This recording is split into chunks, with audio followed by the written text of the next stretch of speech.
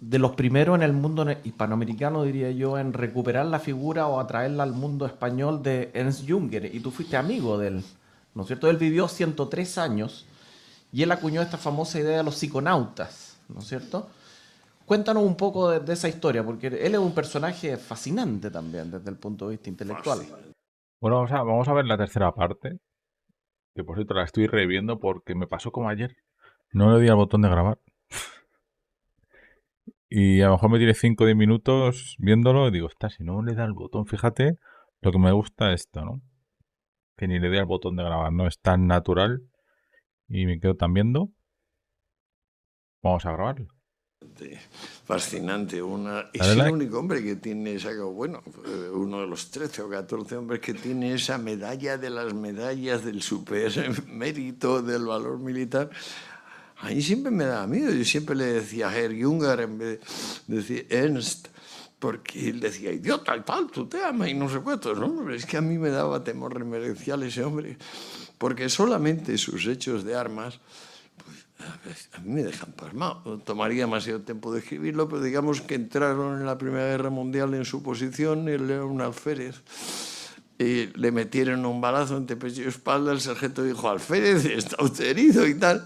Y el otro dijo, tonterías, y no sé qué, están entrando por la posición, mató a 2 o 3 con la pistola, los otros viendo la reacción del subteniente contraatacaron todo, combate cuerpo a la bayoneta. Y ahí con eso y 14 balazos más y metralla y eso siguió hasta que se encontró al capitán de la compañía que había tomado la trinchera y el capitán se agachó y le enseñó una foto. Y como era de día, Junger pensaba matarlo ahí mismo con la pistola, pero se detuvo y vio que había un hombre y 3 niños y una mujer, que era la familia del capitán francés. Dijo, pase, pase. Y luego ya cayó medio muerto, claro, estuvo 6 meses en el hospital recuperándose. Pero una persona que hace eso no es exactamente un bípedo implume como yo. O sea, sí, tiene algo más que yo. Y a mí siempre me dio un poco de miedo Junga. Aparte de que escribe como Dios. O sea, él tiene una prosa en Radiaciones, por ejemplo, Radiaciones 1, tremenda. La emboscadura.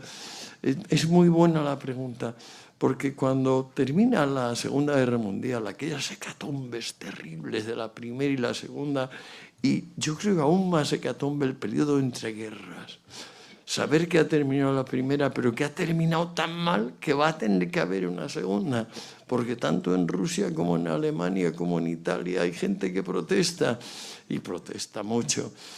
Vivir esas entreguerras. Pues bueno, el caso es que termina con gran éxito para Stalin, que ha empezado la guerra siendo aliado de Hitler, porque Francia y Inglaterra declaran la guerra no a Hitler y a Stalin, porque acaban de invadir Polonia. Esto no lo ponen los libros de texto, porque es una de las vergüenzas de lo políticamente correcto con las cuales tenemos que comulgar desde hace bastante tiempo. Pero bueno, termina la guerra y el sentimiento es que la conciencia roja, esto de los últimos eran los primeros, esto de que la igualdad hay que repartir, figúrense, una capa reducida a un cuarto, no habría mucho, pero moralmente nos reconforta, etcétera, etcétera. Pues bueno, en ese momento, acaba de terminar la Segunda Guerra Mundial, hay 2 conciencias que publican sendos libros en los cuales estamos todavía, que son libros de sí, de bendición, de realismo, de clarividencia. El Tratado del Rebelde, de Camus, de Albert Camus, y La emboscadura, de Ernest Junger, se publican el mismo año y versan sobre lo mismo.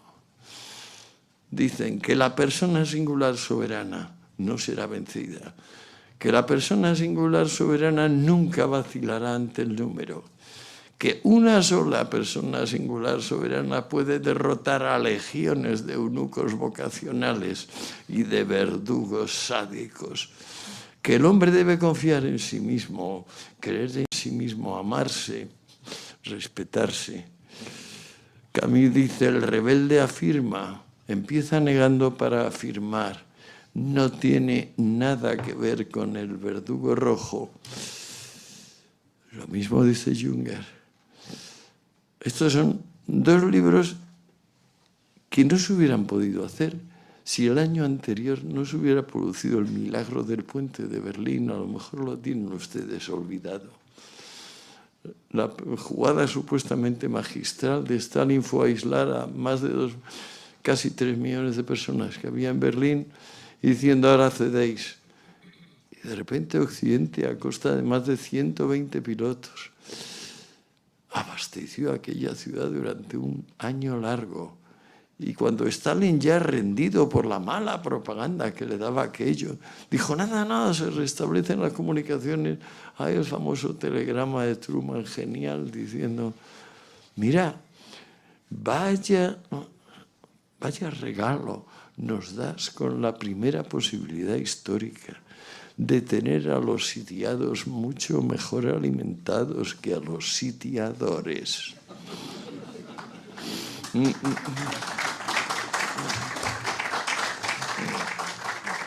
Antonio, a propósito de... Tampoco lo recuerdan los libros de texto esto. A propósito de lo que estamos conversando, y tú que eres alguien que ha... De pronto me cabe la duda si lo que estamos hablando es de liberalismo o es de la libertad. Y no sé si sean esas dos cosas lo mismo, porque, entre otras cosas, tú te adentras en los textos, cosas que he dicho más de una vez, sin saber a dónde se va a llegar. O sea, no son libros de tesis, sino que más bien... Ninguna tesis. Tú sabes dónde empiezas, no sabes dónde te va a llevar la verdad. Pero para eso tienes que tener la paciencia de la verdad y tener la apertura de la verdad y darte cuenta que la alegría de la vida es el hallazgo, o sea, lo imprevisto. Y el hallazgo es siempre darte cuenta que estabas equivocado, profundamente equivocado. Decir, Dios mío, ¿cómo estaba de equivocado? Y sin embargo, wow, eso Pero es parece una que a alguna fuente. gente le cuesta mucho eso, y más bien, y te lo vinculo con las drogas, pero también tiene que ver con de alguna manera las mentalidades más totalitarias. ¿Por qué le cuesta tanto a alguna gente, algunos incluso se hacen llamar liberales, dejar que la cabeza del prójimo vuele sin control y le desespera de tal manera que alguien, por ejemplo, se salga de sus casillas, navegue y se vaya por otros lados con cualquier producto que se le dé la gana? No sé, ese tipo de persona es mi enemigo personal.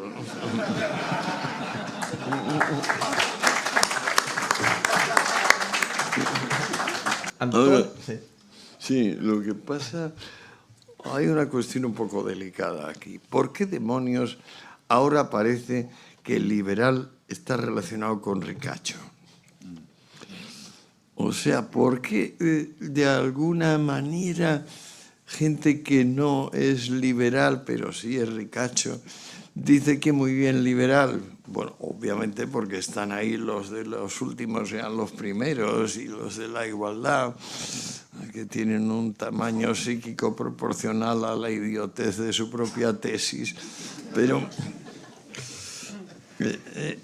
hay una especie de contubernio raro donde se suele olvidar que liberal significa estar abierto a cambios y que conservador es lo contrario.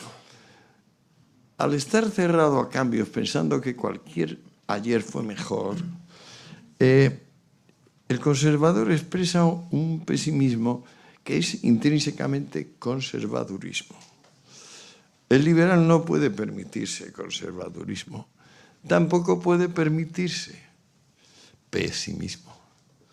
Si el liberal ama la libertad es porque piensa que el hombre es divino de alguna manera, que cada hombre tiene a un Dios dentro y que hay que servir a ese Dios. Y sobre todo servir a ese Dios cuando uno se lo pone en el vecino y en el vecino del vecino y el otro y más allá, los otros. En general, todos ellos divinos, todos ellos dioses, todos ellos acreedores al máximo respeto. Entonces, que el conservador se las dé de liberal, veamos, ¿está usted abierto a cambios? Porque claro, lo que negamos son los cambios estos obsoletos y ridículos de los señores que quieren traducir no robarás por no practicarás el comercio. Estos son unos subnormales que ya la historia se ocupa de ponerles en su sitio. Pero el travestismo que se puede producir o que se produce especialmente en el último siglo de nuestra historia entre ricachos y pensamiento liberal, olvida, por ejemplo, a Tom Paine. ¿Quién fue Tom Paine? Olvida quién fue Adam Smith, olvida quién fue Thomas Jefferson, olvida quién fue el maravilloso conde de Saint-Simon, que era un loco integral, pero una bellísima persona, y más generoso que él no lo ha habido.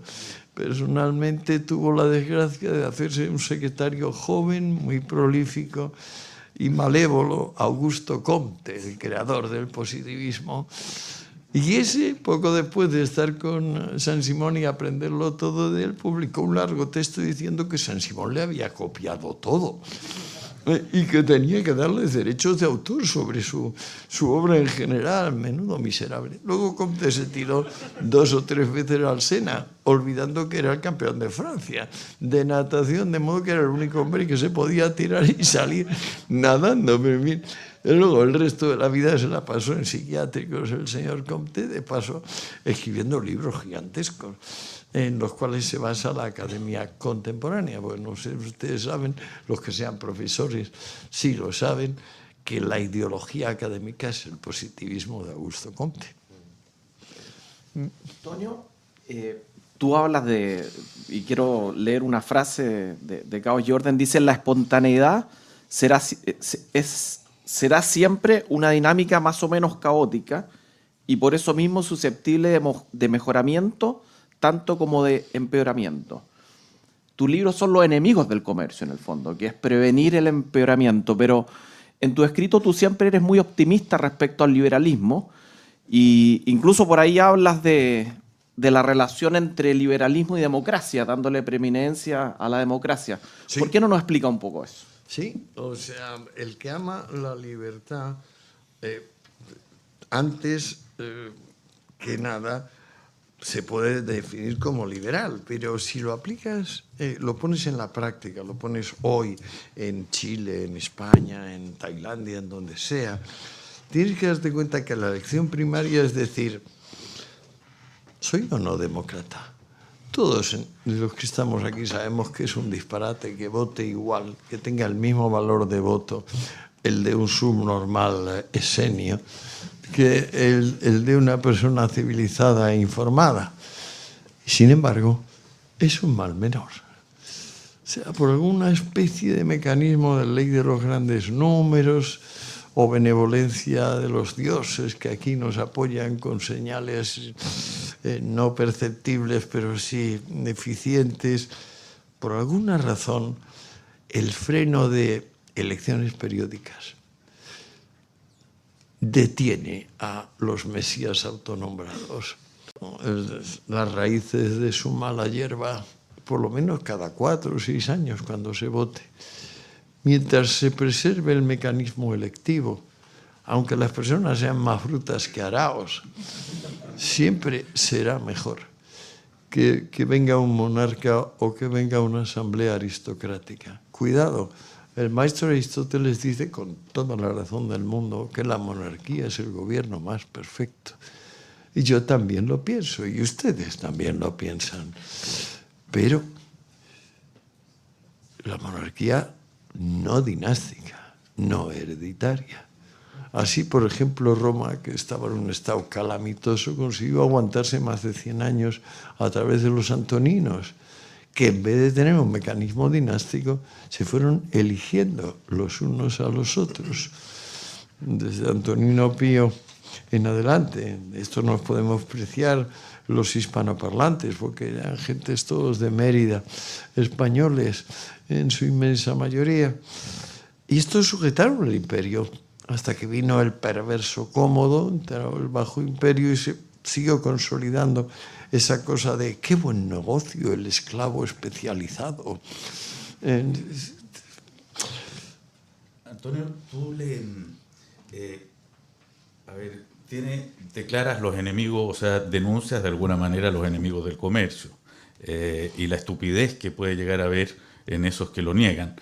Pero en muchas otras partes pareciera que también dieras a entender una distancia de los obsesos del comercio.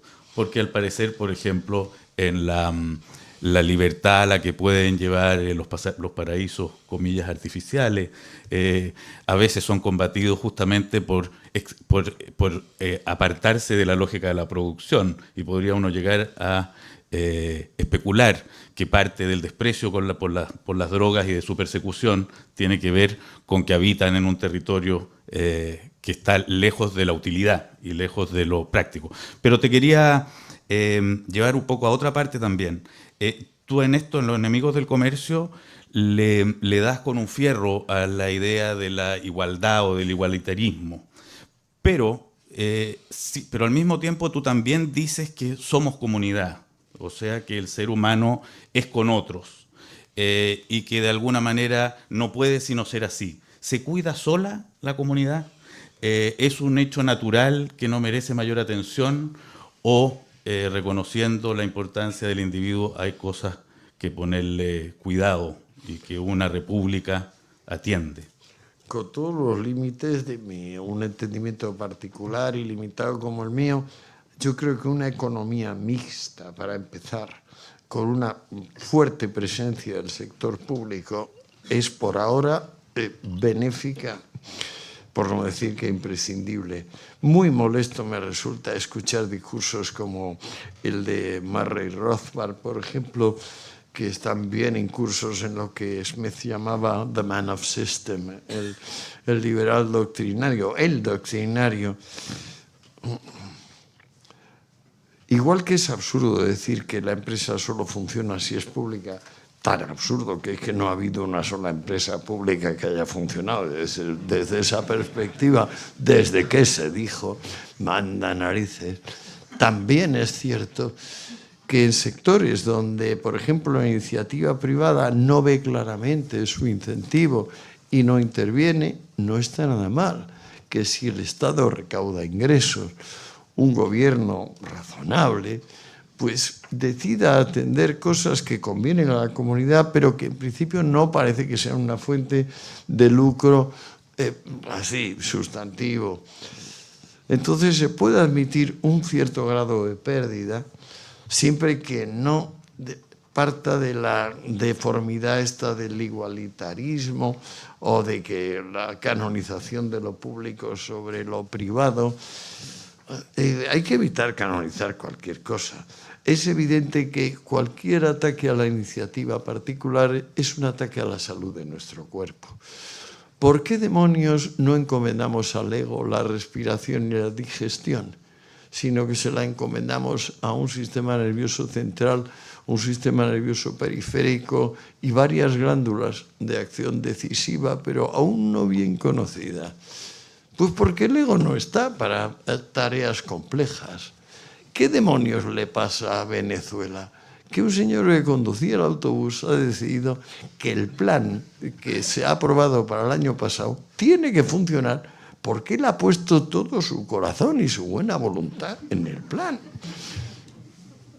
Él no se ha dado cuenta de que someter los destinos de Venezuela, donde 40 o 30 millones de personas con 62 billones de neuronas cada uno intervenían continuamente en operaciones de compra-venta, abstención, crédito, y sustituirlo por su buena voluntad, el señor este del autobús y 3 o 4 amigos suyos, era exactamente igual que un colapso cerebral masivo, un derrame que impide el funcionamiento inmediato del cuerpo.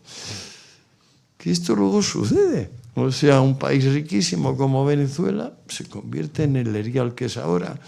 Los 10 años que yo estuve con papá y mamá en Río de Janeiro, que fueron del 46 al 56, Argentina era el tercer país más rico del mundo.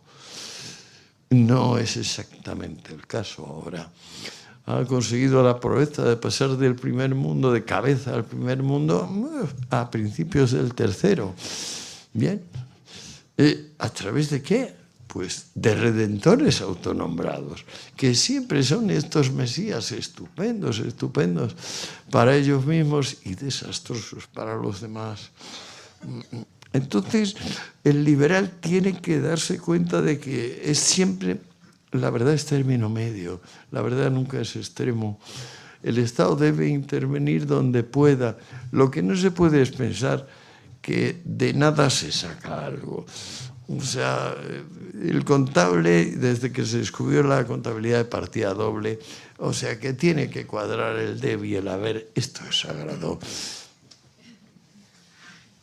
Antonio, tú hiciste una crítica recién a Rothbard y hablaste de una suerte de liberalismo dogmático. Y en tu obra y en lo que te hemos escuchado, generalmente tú estás hablando siempre del otro, de los demás. Y en línea con lo que decía Patricio, esta idea de que el hombre es un politicón, un animal social, sin duda. Total. ¿Qué piensas tú para el futuro del liberalismo? ¿Crees que se podría hablar de una especie de liberalismo más humano, tomando en consideración, por ejemplo, el concepto de empatía smithiana? ¿Cómo lo ves tú? ¿Y cuál sería tu mensaje a los jóvenes en ese sentido? Sí, es bonito, no se me había ocurrido liberalismo más humano, porque luego eso viene de comunismo de rostro humano. Lo de la primavera, lo de la primavera de Praga.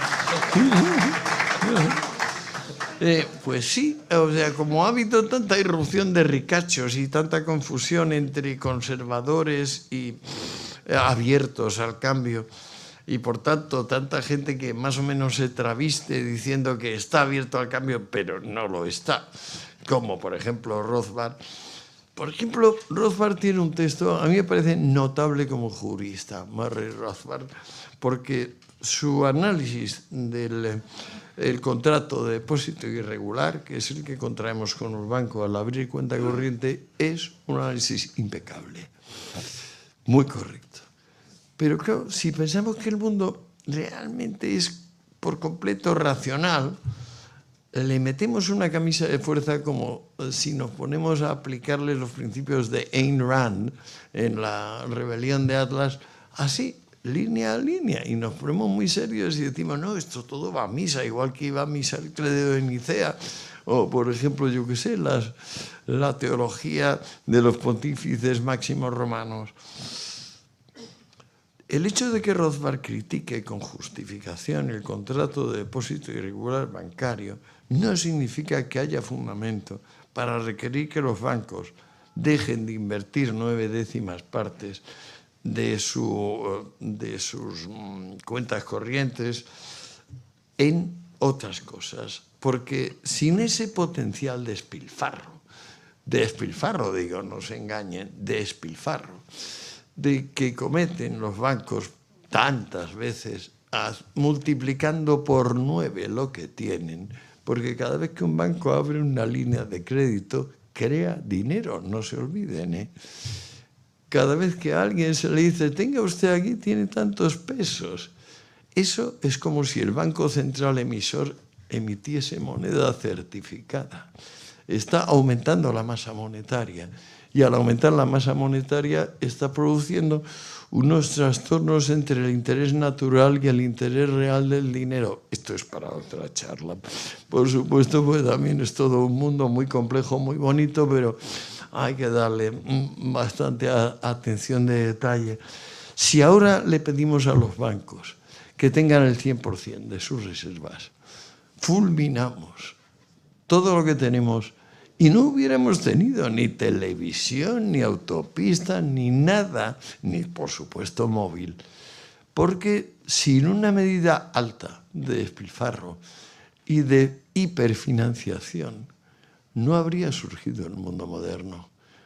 La empresa moderna nace de que los gremios le pegan hachazos en la base de flotación de los gremios, que es decir, el tamaño de las industrias. Cuando aproximadamente desde 1625 el gobierno inglés decide que no admite las limitaciones gremiales al tamaño de las empresas, unos 100 y pico años después aparece el papel moneda, la moneda de confianza, y con la moneda de confianza la posibilidad de surfear la pasta. O sea, se convierte el dinero, antes metálico, lo más que se podía hacer era adulterarlo. El sistema más, por ejemplo, más vil de adulteración de la moneda antigua lo hacía Nerón con unas bolsas de cuero gigantescas de 5 o 10 metros de diámetro, sacudidas constantemente, donde metían millones y millones de monedas, y tras 2 o 3 días de sacudidas se sacaban las monedas y todas las limaduras que habían quedado se reacuñaban. Fíjese qué listo Nerón. Sí, naturalmente los comerciantes estaban perfectamente al tanto y esa moneda no la fueron cada vez aceptando menos. Y eso fue precipitando que iba la inflación romana. O sea que Nerón tenía que comprar cada vez más caro el oro, la plata y el cobre, de los cuales provenía toda esa especie de paparrucha que él mismo se había montado. Cuando llegó la moneda de confianza, ya no hacía falta hacer sudado, que es como se llamaba, o limado, como se llamaban las estafas de Nerón. Ya se podía simplemente coger y ¡pum!, imprimir a lo bestia cada país. Sí, pero no. Porque inmediatamente los que están en el ajo detectaban que la moneda mala expulsaba a la buena. Y entonces ellos casualmente se quedaban con la buena, se abstenían y el mercado colapsaba. Es decir, el mercado de moneda. Una y otra vez, desde los defaults del primer mercado importante, que fue el de Ámsterdam, y luego ya se fijó en la ciudad de Londres, el centro financiero mundial, hasta hace relativamente poco, que se fue a Wall Street.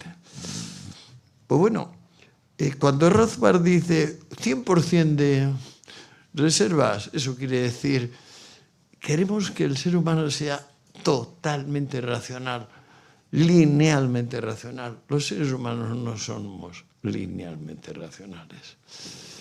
Con ese despilfarro, con ese derroche, con esa tomadura de pelo, pero con los fenos, contrafenos que el propio sistema presenta, es decir, que personas tan informadas como David Ricardo o Lionel de Rothschild, o Simon Montefiore, aquellos grandes jerarcas de la gran pasta en mediados del siglo XIX, a esos no les tomabas el pelo con este tipo de medidas. De modo que la humanidad ha ido surfeando la cantidad de pasta que se ha permitido desde que el dinero se hizo de confianza. Y bueno, no nos ha ido especialmente mal, diría yo, a la larga. Desde luego, si aplicamos la receta de Rothbard, estoy seguro que iría bastante peor de lo que tenemos. Te voy a curar varias preguntas porque ya vamos a entregar la palabra a usted, pero no te voy a preguntar ni por la eutanasia, que le resulta... Dame un poco de whisky. Espérate un poquito. Ese No, ese es mío. No. ¿Que no quieres que te lo quite? Correcto. Lo dijiste perfectamente bien. No te voy a preguntar ni de la eutanasia. Vale. No te escandalices con poco tampoco. ¿No? Ni de la eutanasia que tú consignaste como Gran antes. whisky, Muy buen gran whisky. whisky. Sí, por eso. Que antes del cristianismo era incluso un signo de excelencia ética. Claro. Tampoco te voy a preguntar lo que resulta evidente de esta conversación, de que eres partidario de la legalización de todas las drogas, porque te parece muy extraño que alguien no pueda elegir eso. Pero tú has sido también un gran historiador de la cultura, es lo que has hecho de alguna manera en la historia de las drogas y es lo que has hecho de alguna manera en Enemigos del Comercio. Y sabemos que los cambios en las comunicaciones humanas producen transformaciones políticas, producen transformaciones muy importantes, la aparición de la imprenta, la aparición de la rotativa en su momento genera al ciudadano en Francia, en fin, la Revolución Francesa quizás le deba algo. ¿Cómo vas viendo y qué percibes que representa la aparición del Internet, que no es poca cosa? La aparición del Internet. Eso lo veremos ya en la siguiente parte. Llevamos aquí media hora. No lo hago por vosotros, no por mí. Yo lo vería entero, ¿eh? O sea, es que ya lo he visto, mejor dicho. Y creo que se viene una parte muy buena, que quedan 20 minutos de parte. Y os va a gustar. Se me ha pasado volando esto. Se me ha pasado. O sea, te podía estar escuchando durante horas, ¿no? Espero que le deis likes. Espero que lo veáis, que comentéis. Espero que te apoyo, pero es que, bueno, la verdad es que me entristece porque a lo mejor, como no es chileno, pues es como, pues entonces no, porque pues, si pongo a ser Kaiser que es chileno, pues sí lo veis, ¿no? O no sé. Pero bueno, está en Chile, ¿no? Chicos, un poco de amplitud. Un poco de amplitud y, y eso, chicos, un poco de amplitud mundial, ¿no? Pero bueno, ya cada uno. Pues vamos. Mañana seguramente pongo la última parte. Mañana. Nos vemos.